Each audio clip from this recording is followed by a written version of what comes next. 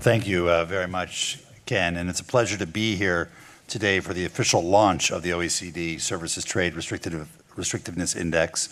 I'd like to join everybody in congratulating Ken and the rest of the OECD Trade and Agriculture Division for their tireless efforts since 2007 to create a database that covers more than 16,000 laws and regulations for 18 sectors in 40 countries.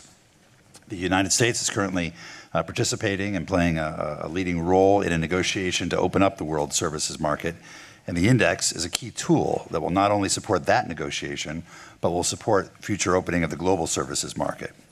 80% of American jobs are in the services sector, and we have a services surplus with our trading partners. This index will identify and help us unlock the remaining global barriers, consistent with our efforts to support more jobs at home.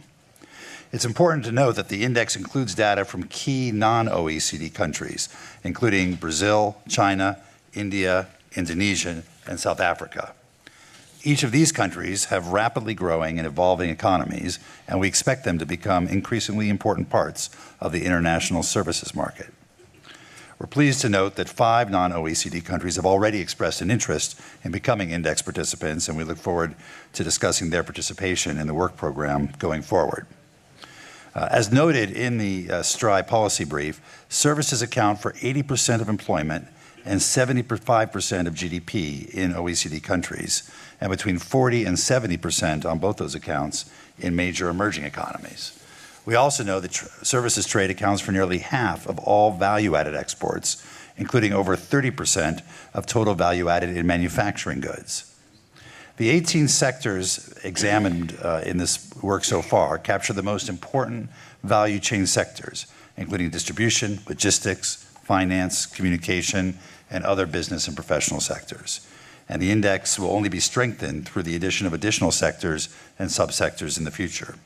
We support the maintenance of this database as a living database that will continuously be updated to reflect changes in laws and regulations as they occur, ensuring that the database retains its relevance and value long into the future. And from our perspective, the real value of the index will be derived from its use as a tool for trade and investment analysis, which will lead to effective policy reforms and economic gains through trade negotiations.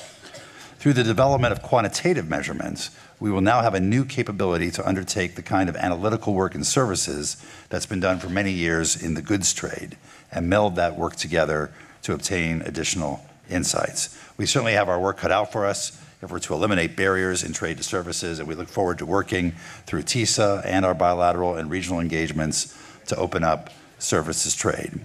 We know that doing so will bring enormous benefits to our economies and our people, and we're grateful to the OECD today for making a major contribution to that effort.